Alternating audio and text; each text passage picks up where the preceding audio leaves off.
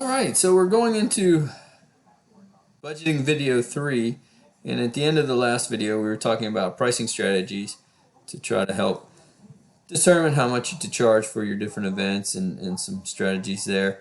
We talked about cost recovery where the goal was just to break even and we just want to cover our costs. We talked about markup pricing where we add a certain percentage onto our cost so that we can go above breaking even and make a profit off of our events based upon a certain percentage.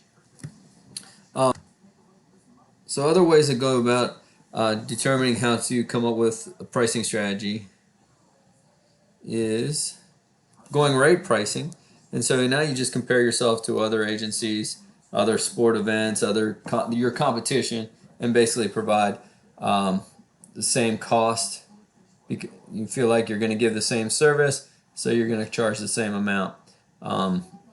Now, what oftentimes if you're going to do that going price, you have to find a way to differentiate yourself because the price isn't going to be it. So sometimes agencies would say, well, we're going to charge the same amount, but we're going to compete by giving a little bit better service.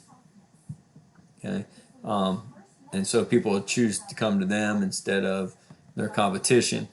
But if you're going to go going rate, you just have to find a way to differentiate yourself from the competition, so that because price won't be what's differentiating you. Price skimming is basically the idea where you start the price high and then lower the price as the market expands. So if you bring out, a lot of times what happens is you bring out a new product or a new service. In our case, it might be you're one of the first to start offering a new sport or a new sport facility. And so you start with your price high, and then as more and more people or more and more businesses get into that market, then you lower the price, okay, to better meet what the demand and the supply is. So you see this all the time with technology. A lot of times technology starts off with the price really high, and then as more and more get into it, then they lower the price and the price comes back down. Price penetration means that you're trying to penetrate into the market, and the way that you're going to penetrate into the market is to have a low price. And so you're hoping that people will come to your agency for that low price, see what good quality service they get and good quality product they get, and then they'll want you want to build that loyalty. And then as you get into it, you'll raise your price up to more because you've got that you've got those people being loyal to you. So that's what you try to do. So you start low, then raise the price, set the price at or below the competition to try to capture people away from it. A lot of times it's only helpful if you use it for a brief time, because then if you do it for a long period of time, then people look at that as being below average.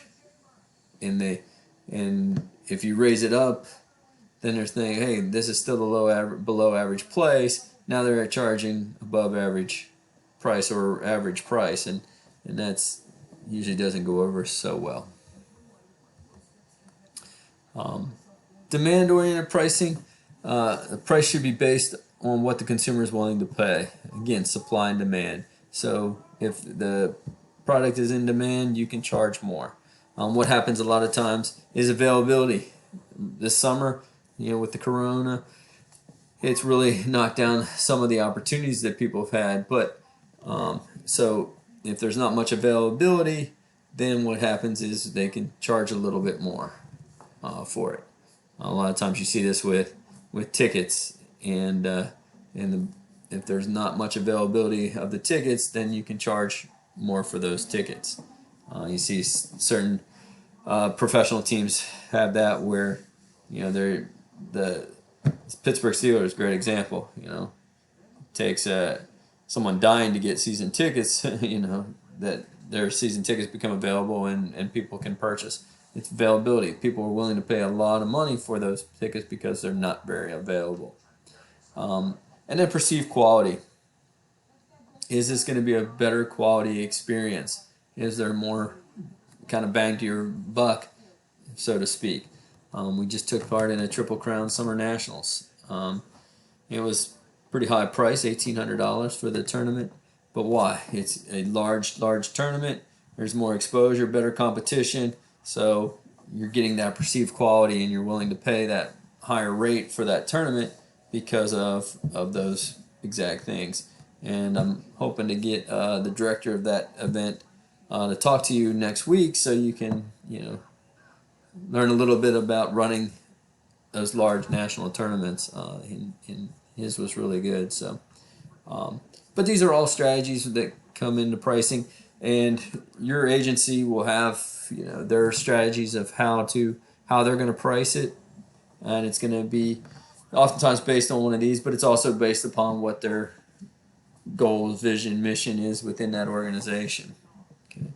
And so this gives us through some ideas about budgeting and revenue generation, as well as the costs that are associated with our events.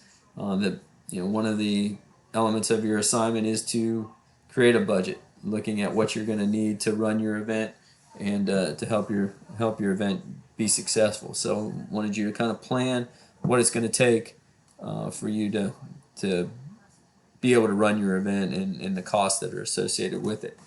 All right, I'm going to go ahead and stop there, and really hopefully only one more lecture, and that's going to be kind of the cost for equipment and supplies, building off of what we talked about today. And then next week, what I'm hoping is have guest speakers come in and Zoom in with us and talk to us about different areas of working in recreational sport. And like I said, having the gentleman from Triple Crown, the director, come in and talk to us via Zoom, because he's actually stationed out of Colorado Springs. So, all right, well, we'll be talking to you soon, and we'll talk to you about supply.